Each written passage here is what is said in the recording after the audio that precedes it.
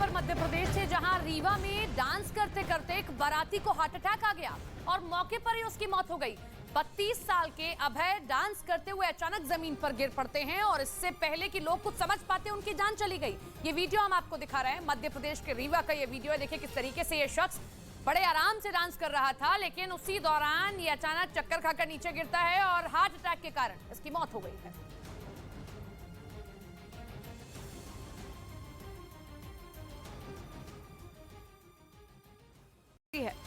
इधर पंजाब में भारत जोड़ो यात्रा के बीच कांग्रेस को तब झटका लग गया जब उनके बड़े नेता मनप्रीत बादल बीजेपी में शामिल हो गए और बताया गया कि उन्होंने अपना इस्तीफा राहुल गांधी को भेजा था।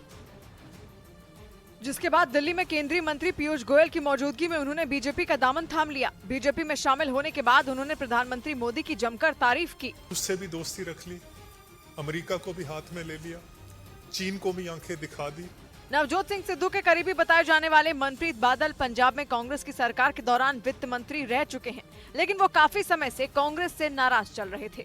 इस बीच रूस ने परमाणु बम गिराने वाले अपने 2 बॉम्बर आर्कटिक महासागर के ऊपर उड़ाकर सनसनी फैला दी है। रूस के रक्षा मंत्रालय ने इसका वीडियो भी जारी किया, जिसमें बर्फ के बीच रूस के हवाई जहाज उड़ान भरते नजर आए। रूस ने बताया कि उसके 2 TU-160 बॉम्बर 10 घंटों से भी ज्यादा देर तक आर्कटिक महासागर के ऊपर उड़ते रहे। हालांकि इस वीडियो की तारीख नहीं बताई गई, लेकिन रूस ने ये दावा जरूर किया कि उसने आर्कटिक महासागर के अंतर्राष्ट्रीय हिस्से के ऊपर अपने विमान उड़ाए।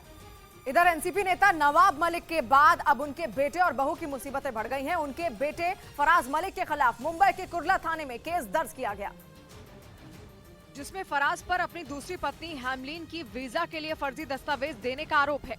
इस मामले में हैमलीन पर भी केस दर्ज किया गया, जो फ्रांस की नागरिक है। उधर पाकिस्तान की संसद नेशनल असेंबली के स्पीकर ने इमरान खान की पार्टी के 34 सांसदों का इस्तीफा मंजूर कर लिया, जिसके बाद वहां फिर हंगामे की आशंका है, क्योंकि स्पीकर का फैसला ऐसे वक्त में आया जब इमरान खान ने हाल ही में संसद में लौटने के संकेत दिए थे। पिछले साल अप्रैल में सत्ता गंवाने के बाद इमरान की पार्टी पीटीआई के सभी 123 सांसदों ने इस्तीफा दे दिया था। हालांकि तब सिर्फ 11 सांसदों का ही इस्तीफा मंजूर हुआ था।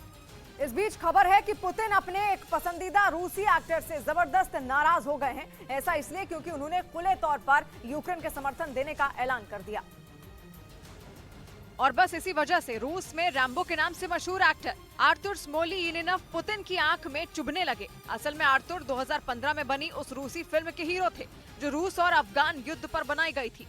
और कहा जाता है कि ये फिल्म पुतिन को इतनी पसंद आई कि आर्तुर पुतिन के पसंदीदा एक्टरों में से एक हो गए। लेकिन जैसे ही उन्होंने जंग में यूक्रेन का समर्थन देने की बात कही, पुतिन का पारा चढ़ गया। एक चैनल को दिए इंटरव्यू में उन्होंने कहा कि अगर उन्हें इस जंग में लड़ने का मौका मिला तो वो सिर्फ यूक्रेन के लोगों के लिए ही हथियार उठाएंगे।